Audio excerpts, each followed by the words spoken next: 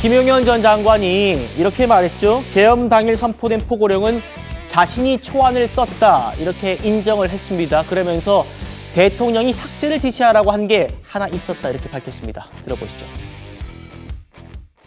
대통령이 문구 등을 수정한 것 이외에 실제 내용을 수정한 것은 단 하나입니다. 계엄은 일반적으로 국민들에 대한 통행금지 또는 통행 제한을 가하는 것을 내용으로 하는데 장관 작성의 초안에는 이 같은 내용이 포함되어 있었으나 대통령이 국회의 경종을 울리고자 함이라는 본래의 목적대로 계엄은 일반 국민을 향한 것이 아님을 강조하며 국민 생활의 불편, 경제활동 등을 고려하여 이를 삭제 지시하였습니다. 그러니까 자기가 쓴 초안, 포고령 자기가 썼다고 인정했어요. 그 초안에는 국민들의 통행을 금지시키는 내용도 있었는데 그걸 대통령이 빼라고 했다는 거 아닙니까? 어떻게 들리세요? 뭐 그런 거를 따지는 것 자체가 저는 의미가 없다라고 보는 게요.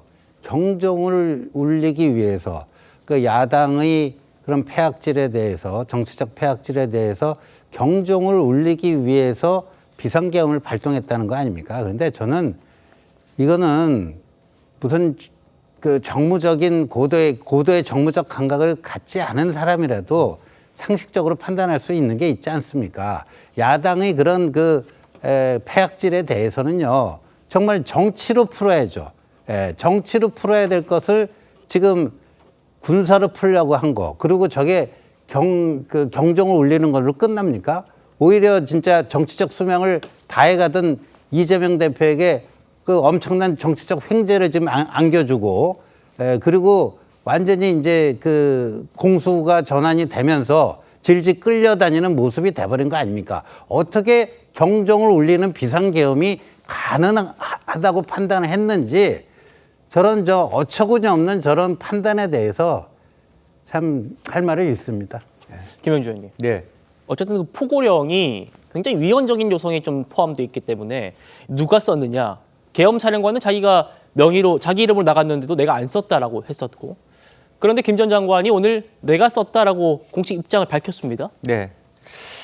뭐 저는 별로 그렇게 신뢰가 가지 않습니다.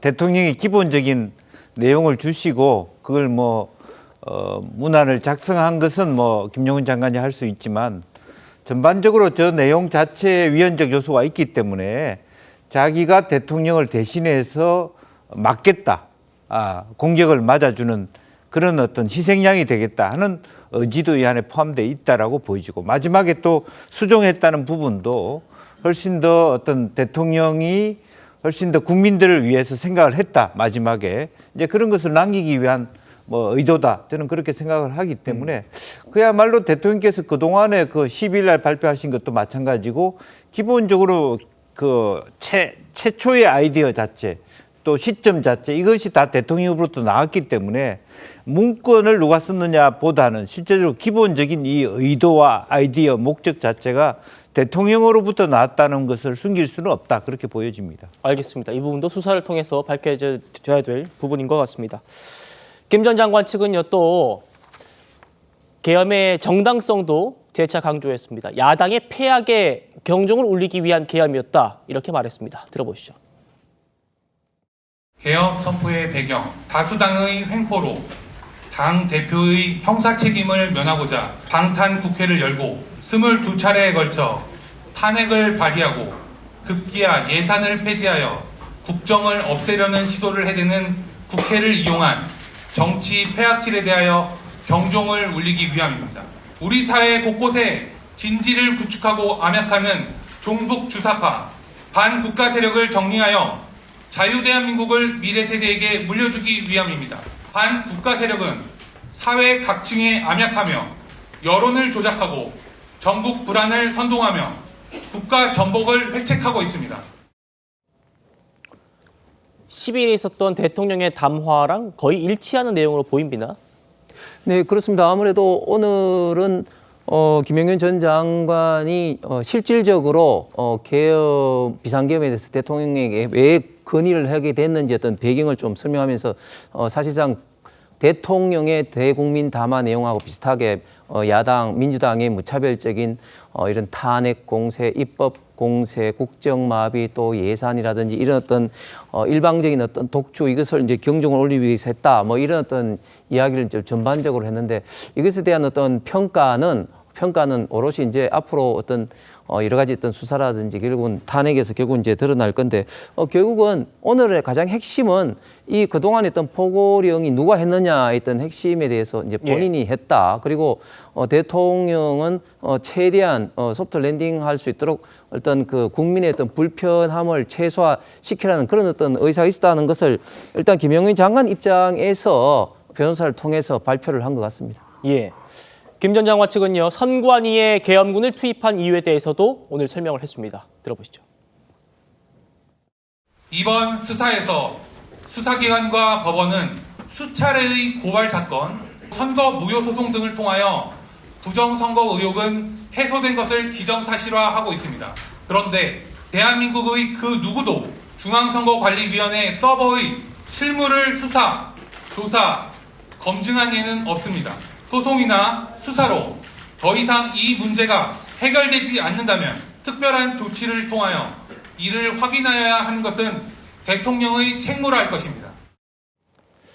신 의원님, 네. 부정선거 의혹 이거는 이미 경찰에서 무혐의로 판단해서 종결했고 또 국정원도 최근에 국회에 근거를 발견하지 못했다고 보고한 걸로 전해지고 있는데 김 전 장관 측은 부정선거 의혹이 아직 해소가 안 됐다는 입장이네요. 그 대통령 그 10일 담화에서도요, 그 부분이 좀 헷갈리고 있는데, 그러니까 이제 외부 공격으로부터, 외부 해킹으로부터 뚫릴 정도로 방화벽이 그 굉장히 취약했다. 그건 사실이고, 국정원의 보안 점검 결과 그게 드러나서 그걸 이제 보완하는 조치를 취한 건데, 부정선거라 하면요, 우리가 이제 수개표, 이게 투개표 과정에서의 뭐가 부정이 있어야 되는데, 해킹으로 뚫린 거를 바로 그쪽으로 직결을 시켜버렸어요. 그리고 설령 그런 의혹이 있으면요, 이 의혹을 그러면 비상계엄을 통해서 군인들이 그거를 규명을 해야 됩니까?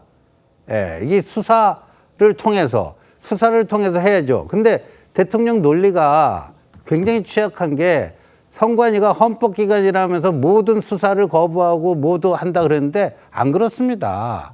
예. 과거에는요, 윤석열 대통령이 검사 시절에는요, 대법원도 압수수색 했습니다. 대법원이 셉니까? 중앙선관위가 셉니까? 그러니까 그런 문제가 있었다면은 정당한 수사를 통해서 해야지 왜 이걸 비상계엄으로 해결하려고 그럽니까? 이게 합리화될 수가 없고요.